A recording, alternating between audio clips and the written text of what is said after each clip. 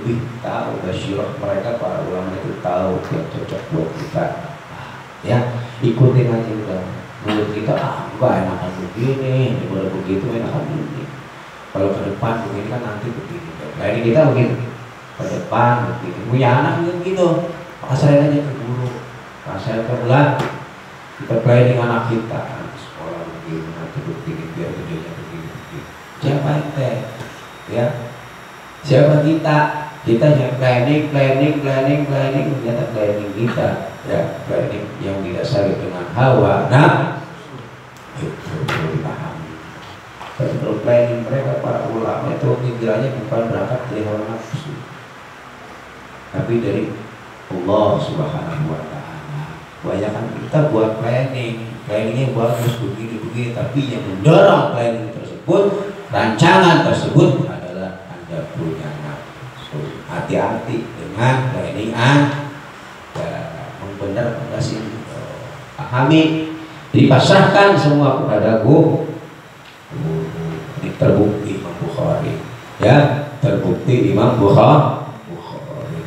Wa yang bagi dan seyogyanya li talibil ilmi, bagi orang yang menuntut ilmu apa Allah ya jelisa, untuk tidak duduknya talibul ilm qariban, di tempat yang dekat atau dalam keadaan yang dekat minal ustadi, dari gurunya. Tidak sabaki ketika mengaji, kalau mengaji jangan dekat gurunya, ya bighairi darurati, dengan tanpa darurah.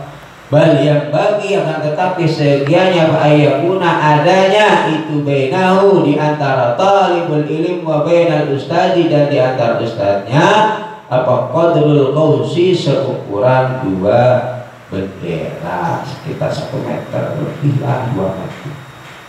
Dekat banget, mana belum ada mandi, ya Allah, ya mana lagi puasa mulutnya bau kan gitu, jangan dekat-dekat, ya agak jaga jarak gitu loh, bukan berarti beda-beda dengan malaikat Jibril Nabi Muhammad nempel. Kalau kita mau guru jangan dekat-dekat, kesian gurunya. Kenapa? Badan kita punya beda-beda, ya guru wangi, ya kita punya Syekhul Wangi, ya jangan dekat-dekat dah.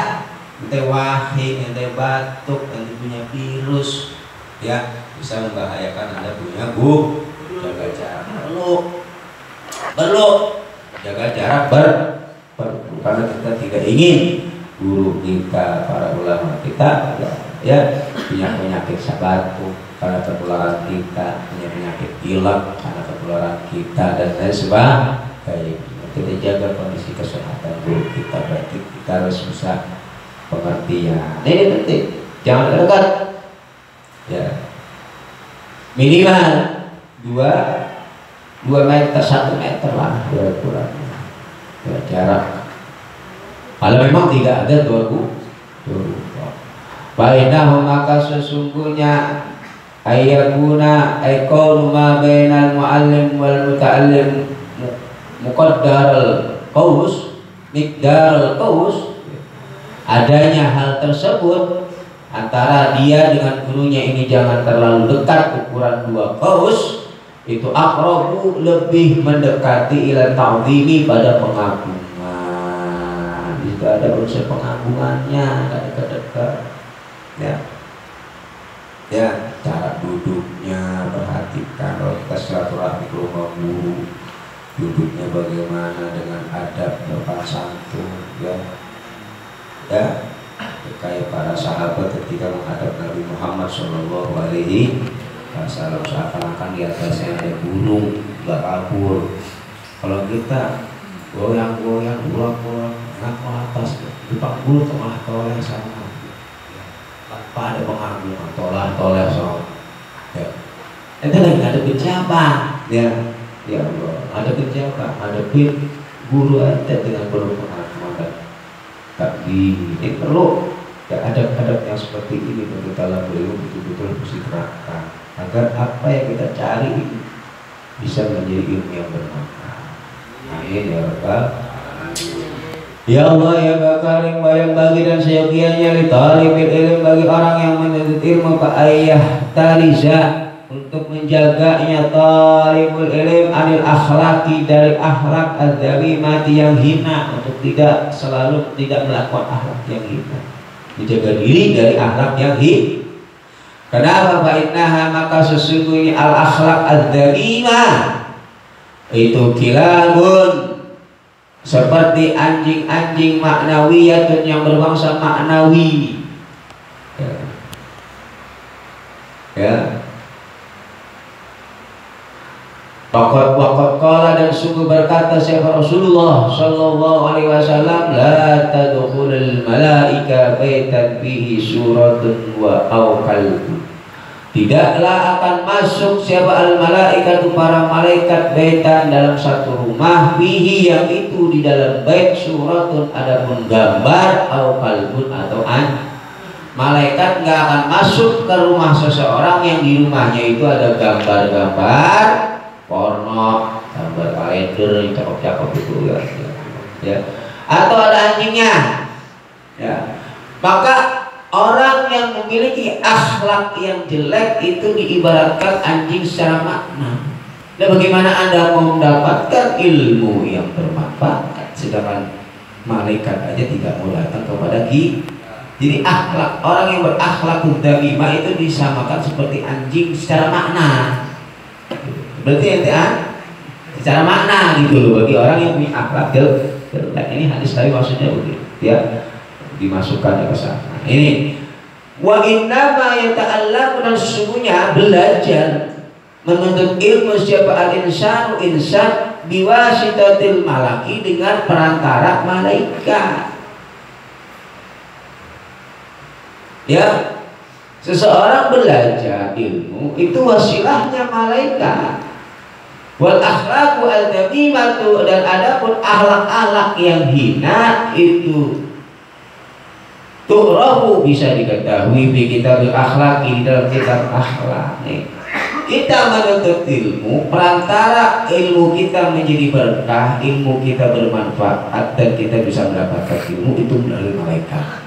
Sedangkan ketika kita tidak memiliki akhlak yang baik, berarti punyanya akhlak dzamimah, kelakuan kita seperti anjing secara malaikat gak bakal datang yang sebagai perantara pembawa ilmu kepada kita. Rupa kita aja rupaan. Karena dalam sabda Nabi, para malaikat tidak akan masuk ke rumah seseorang yang di rumahnya itu ada gambar dan ada anjing. Sekarang anjingnya ente sendiri, malaikat tidak mau datang. Anjingnya secara itu maksud. Makanya Anda harus betul-betul punya akhlak yang baik, karena akhlak yang dzamimah itu sama saja seperti anjing secara makna. Ya, muka Anda itu kelihatan jadi kalau ulama yang muka syafah itu kelihatan babi, anjing, kebo, ya sapi, monyet tuh ya, kelihatan itu. Ya, orang wali-wali Allah yang sudah dibukakan matanya Allah Subhanahu wa ta'ala. Makanya mereka itu ya hidupnya nggak mau bergaul, ngeri melihat takdir orang sakit, ya orang celaka. Ya, jadi wali itu nggak enak, hidupnya susah. Melihat orang banyak anjing, susah agak. Sedih lihat orang celaka, ahli neraka, ya Allah, nggak enak jadi wali itu, nggak jangan jadi wali, ya nggak enak. Susah hidupnya, ya mikirin sedih, nangis dan sebagainya, karena hidup mereka luar biasa ya. Kalau kita nggak kuat, makanya banyak orang wali menjadi majnun karena nggak kuat ya, syariahnya nggak kuat, sifat insaniahnya nggak kuat, nggak bisa mengendalikan sifat syariahnya. Kalau wali-wali sempurna itu nggak masuk dia. Karena Nabi itu aslinya dia paling wajib-wajibnya manusia bisa menguasai sifat syariahnya ya, di atas wali masjid. Kalau wali masjid udah kayak gila ya, karena dia sudah tidak bisa menguasai sifat manusiawinya, bergaul dengan manusia umumnya udah nggak bisa, karena dia sudah dikalahkan dengan hal-hal tersebut. Jadi wali-wali yang sempurna, jangan wali yang gila, jangan ya, apalagi gila beneran ya, jangan repot ya. Ya Allah ya Karim, bismillahirrahmanirrahim. Wal akhlaqu fi kitabil akhlaqi wa kitabuna, dan adapun kitabku kata beliau, hada kitab ini itulah yahtamilu tidak mencakup apa hada bayanaha pada keterangan akhlak. Kita pun nggak menjelaskan tentang akhlak ya, hanya tentang masalah cara bagaimana agar menuntut ilmu dapat ilmu yang bermanfaat ya, nggak menjelaskan secara spesifik tentang akhlak. Khususan ya, mengkhususkan aku anit takabburi dari menjaganya tali pada sifat takabbur. Khususan mengkhususkan aku anit takabburi dari menjaganya talib dari sifat takabbur. Jangan ada punya sifat takabbur. Wa ma'at takabburi dan bersama dengan takabbur la yahsulu tidak akan hasil apa al-ilmu orang yang masih memiliki sifat takabbur tidak akan dapat ilmu. Sudah Anda merasa hina, merasa rendah ya, karena Anda sebagai talib jangan takabbur. La yahsul tidak akan sampai dan tidak akan berhasil Anda di dalam menuntut ilmu bagi orang yang masih dalam dirinya sifat takabbur. Gak gampang kan, gak gampang belajar ya, gak gampang. Bila dikatakan al ilmu harbun lil muta'ali kasaili harbun lil makanil ali, ada pepatah mengatakan al ilmu, adapun ilmu itu harbun musuh lil muta'ali bagi orang yang sombong. Ilmu itu malah musuhnya orang yang sombong. Nggak mungkin orang sombong, orang takabur dapat ilmu. Sama seperti kasaili, seperti banjir itu harbun musuh lil makanil ali bagi tempat tinggi. Nggak mungkin tempat tinggi itu air bisa lewat. Sesuatu yang nggak mungkin, yang namanya air pasti mengalir ke tempat yang lebih rendah. Begitu juga ilmu itu musuh besarnya adalah sifat sombong. Kalau dalam diri Anda masih ada sifat sombong, pulang kalau mondok. Kalau bakal dapat masalahnya nggak bakal ada, karena musuh besarnya ilmu sifat sombong. Jangan ada punya sifat sombong ya. Ya Allah ya Karim. Wakilah dan dikatakan dikit lagi. Bijaddin la bijiddin kullu masjid. Bijaddin itu dengan bagian, la bijiddin tidak dengan kesungguhan, tidak dengan bersungguh-sungguh. Kullu masjid adapun setiap keagungan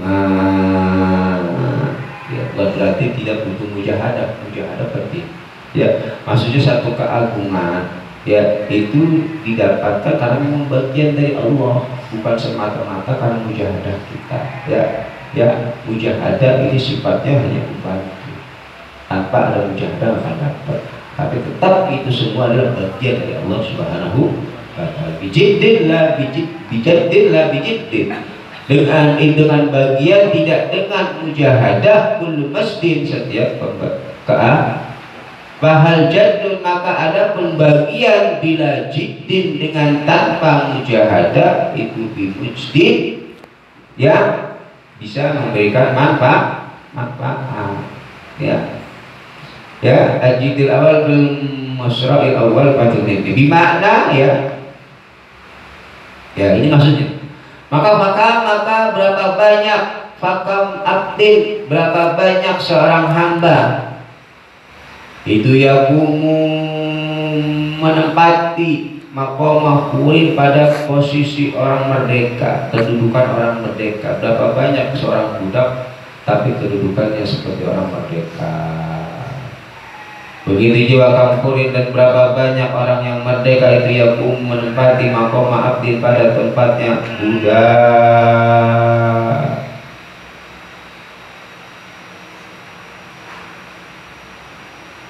Ada tempatnya budak.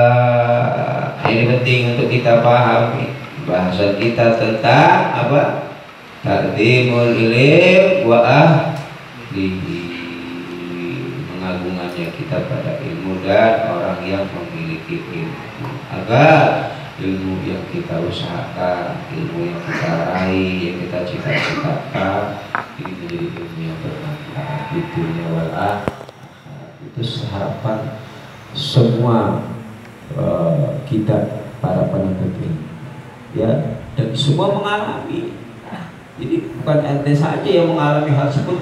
Anda mengalami, Anda punya guru Syekhuna mengalami. Bagaimana kalau kita mendengar cerita Syekhuna guru kita ketika khidmat kepada beliau Hasan Sahari, khidmat kepada Habib Umar, bagaimana suruh mosek WC nya santri, tiap malam bangunin santri, mereka khidmat, ngalami hal seperti itu semua. Mereka ngalami, bukan berarti enak bener ya jadi kiai, enak bener ya jadi ulama. Mereka mengalami dan mereka mendapatkan hasil yang mereka rasakan, kepengen ditularkan kepada kita. Ini pengen dapat kayak anak kan sedikit. Maksud itu maka cari ya yang bisa menjadikan ilmu kita bermanfaat, yang bisa menjadikan ilmu kita barokah. Amin ya rabbal alamin. Maka adab akhlak di dalam ilmu ini betul-betul harus kita pahami. Ya kan? Sampai seseorang ketika berilmu hanya sembarangan dan di awal kan ya, banyak orang yang belajar pada zaman sekarang ini tapi tidak mendapatkan hasil maksimal dari apa yang dia pelajari. Karena kenapa? Dia tidak memperhatikan cara metode suluk di dalam menuntut ilmu. Alhamdulillah ya, bulan Ramadan kita diajarkan kitab Sulukul Murid ya, luar biasa.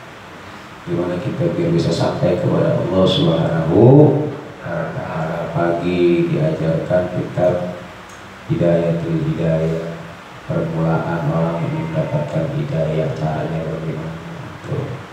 Sore di dalam kitab menuntut ilmu bagaimana. Luar biasa. 3 ini aja kalau dia benar-benar paham secara luar biasa. Ya, 3-tiganya ilmu kitab kecil dasar tapi luar biasa gitu. Pagi kan diajarkan kitab hidayah, itu luar biasa. Hidayatul Hidayah, permulaan orang yang ingin mendapatkan hidayah, pahami dari kitab isi Hidayatul Hidayah. Ta'limul muta'allim, nanti malam Sulukul Murid, kemudian ditutup dengan kitab Abdul Malik Habib Tasawufnya. Luar biasa ya, kesempatan yang Allah berikan di Ramadan ini. Mudah-mudahan kita bisa mendapatkan apa yang kita inginkan, apa yang kita raih, apa yang kita cita-citakan di dunia wal akhirat. Amin ya rabbal alamin. Bismillahirrahmanirrahim.